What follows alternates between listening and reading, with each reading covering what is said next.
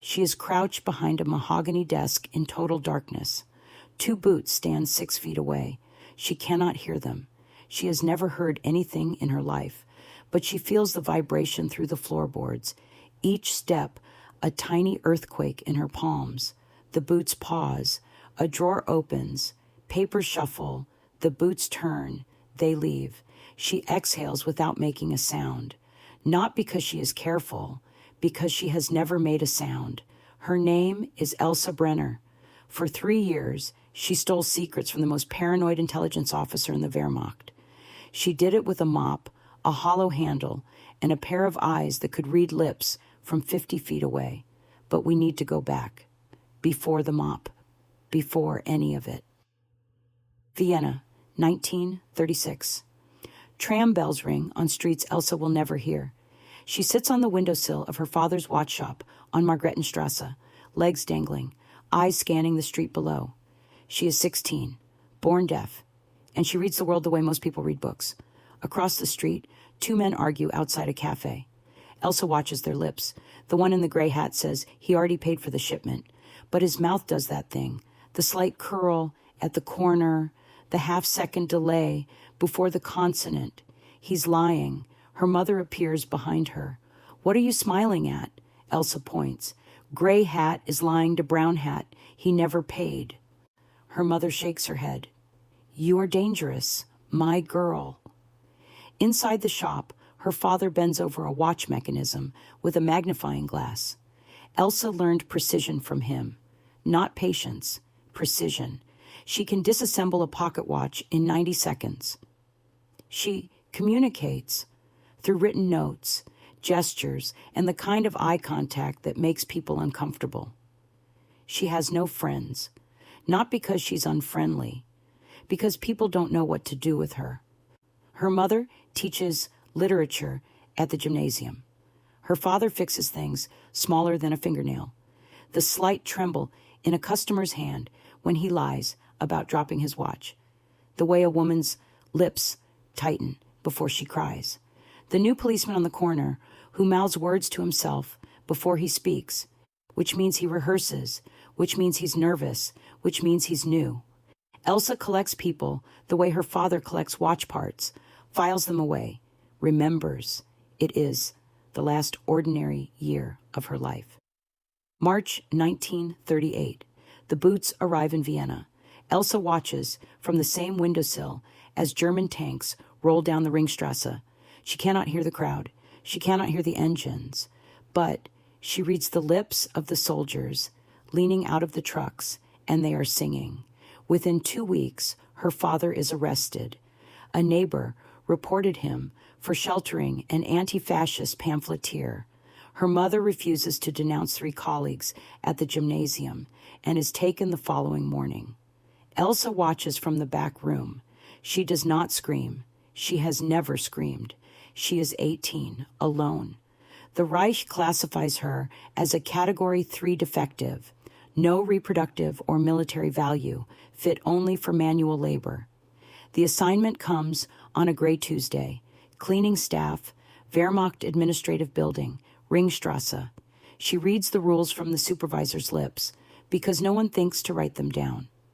Start at 6. End at 6. Do not speak to officers.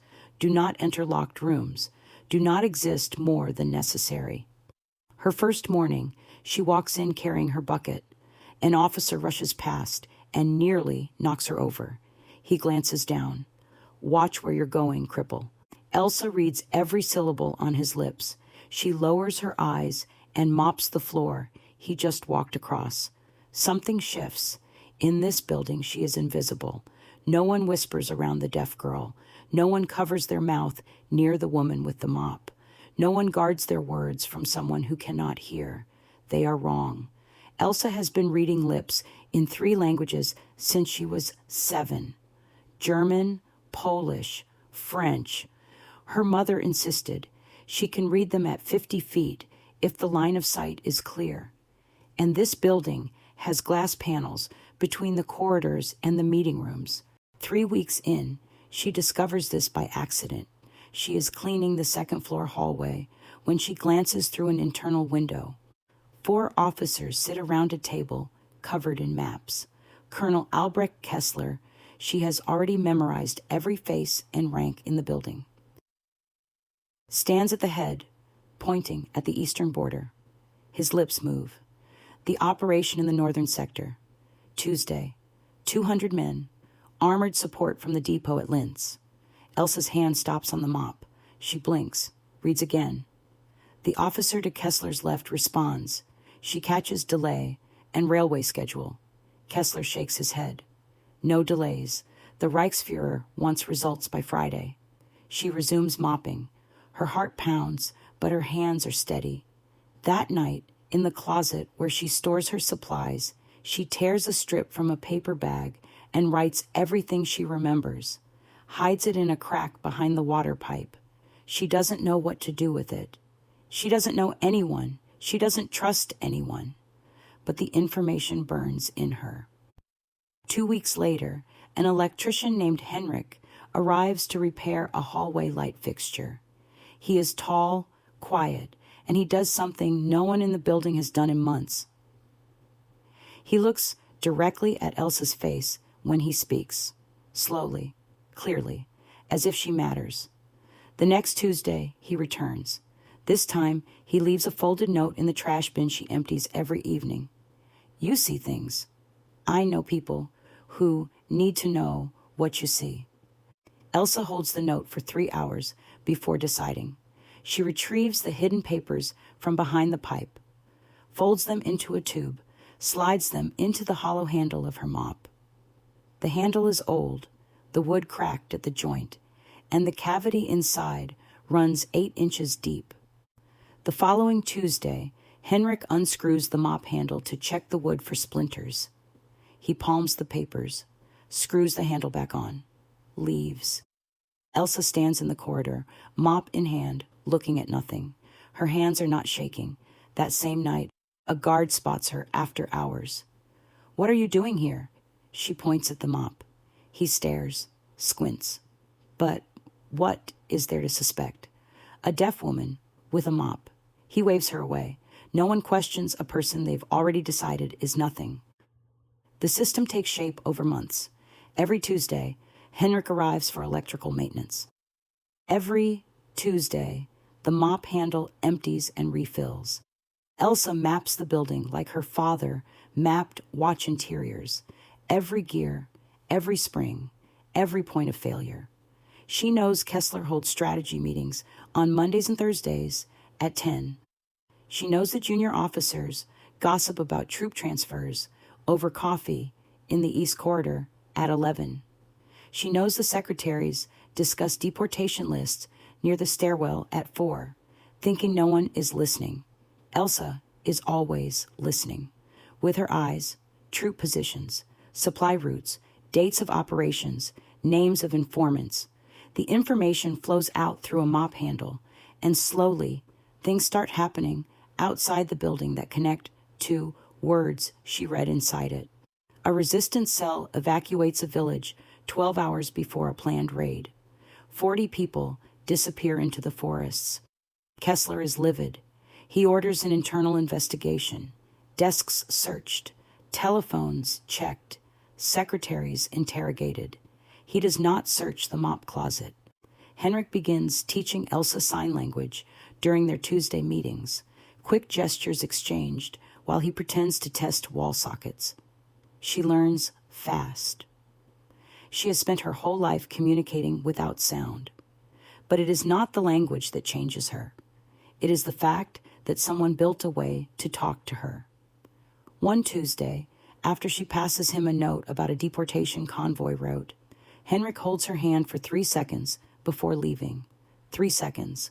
The first intentional human touch she has felt since her mother was taken. That night, in her supply closet, she cries, in complete silence. The work grows more dangerous. Kessler is not stupid. He is brilliant, and paranoid in the way that brilliant men become when they sense a leak they cannot locate. He redesigns security protocols, changes meeting times without warning, rotates the officers in attendance. And then Elsa makes a mistake. She is reading Kessler's lips through the glass panel, focused, leaning slightly forward, and she does not notice that he has shifted position. He's facing the window now, facing her. Their eyes meet for 1 second. Elsa drops her gaze and scrubs the floor, hard, fast, the way a startled cleaning woman would. Kessler holds his stare for 3 more seconds, then turns back to his map. But Elsa knows. That second registered. Something clicked behind those eyes. He doesn't know what he saw, but he saw something. 2 weeks later, curtains appear on every internal window in the building. She loses 70% of her collection ability in a single day. The corridors still offer fragments, a phrase here, a half-caught name. Henrik is tense. The network is planning something large. We need the Eastern offensive details. Without your intelligence, we're blind. Elsa spends 3 nights calculating. Kessler leaves his office at 7 each evening. The night cleaning crew arrives at 8. 1 hour, 60 minutes with no eyes on the second floor. On a Thursday at 7:15, Elsa enters Kessler's office. Pipe tobacco and paper. His desk is organized with military precision. Files on the left, maps in the center, a leather notebook on the right. Elsa opens the notebook. Her eyes work the way her father's hands worked on watch mechanisms. Fast, precise, systematic, coordinates, dates, unit designations, supply depot locations. Page after page. She photographs each one with the only camera she has, her memory. On the 5th page, she feels it.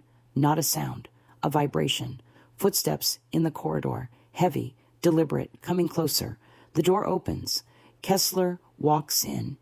He has forgotten something. He goes to his desk, opens the top drawer, retrieves a leather case.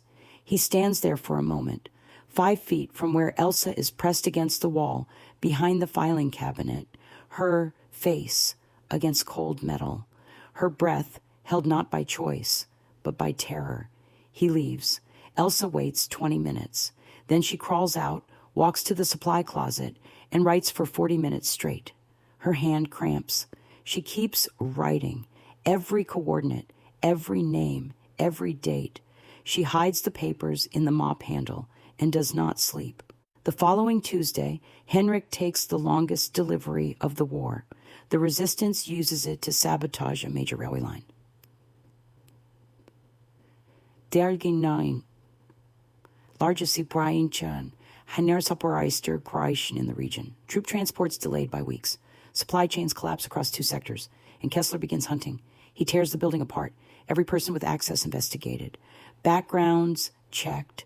Schedules cross-referenced. The net tightens. Henrik is followed. Elsa sees it before he does. She reads it on the lips of 2 guards in the corridor. The electrician. Kessler wants him watched. She cannot warn him. His next visit is a week away. She writes a note and hides it in the usual place. But Tuesday comes and Henrik does not arrive. The next Tuesday, nothing. The Tuesday after that, nothing. Elsa waits in the supply closet with papers in the mop handle for 3 weeks. She checks the corridor every day, reading every lip she can find. On the 4th week, she catches 2 guards near the stairwell. The electrician was arrested 3 weeks ago. Did he talk? Who knows? Kessler isn't saying. Elsa stands in the corridor with her mop. The silence has never been this complete. Henrik is gone. She does not know if he is alive. She does not know if he is dead. She does not know if her information led them to him. She will never know. For the first time in her life, Elsa wants to scream. Not because she is afraid, because the one person who learned her language is gone. She does not scream. She destroys every note, scrubs the inside of the mop handle with bleach, resumes her route. Hallway, stairwell, corridor, office doors, mop and bucket, 6 to 6. There is no Henrik. She keeps mopping, day after day, week after week, month after month. Until one morning, the building shakes with something Elsa cannot hear, but can feel in every bone. Allied bombs falling on the outskirts of Vienna. Within days, the officers begin burning files. Within weeks, the building empties. Kessler is the last to leave. Elsa watches him walk out, briefcase in hand, without looking back. She follows him with her eyes, reading his lips as he mutters to himself, walking toward a waiting car. Damn the leak, damn all of it. He never found it. 3 years of paranoia, curtains, investigations. And the leak was a woman with a mop who could not hear a single word he said. Elsa walks out of the building that afternoon carrying her mop. No one stops her. No one speaks to her. No one notices. In the months that follow, she searches for Henrik. No record, no body, no grave. The resistance archives were burned. Standard protocol. She has no proof, no witness, no name that can confirm what she did. When she tries to tell people, the reaction is always the same. A polite nod, a gentle smile. A deaf woman reading General's lips through a window show? Sure. Elsa stops telling people. She moves to a small town in Lower Austria, works as a seamstress, another quiet job for a quiet life. Her hands, which once wrote 500 secrets on scraps of paper, now stitch 'em and repair buttons. She never learns what happened to Henrik. She carries the question like a stone in her chest. Did my information save lives, or did it kill the only person who spoke my language? There is no answer that makes it better. At 80, in a nursing home outside Salzburg, a volunteer sits beside her. Young, cheerful, trying to make conversation with the quiet old woman by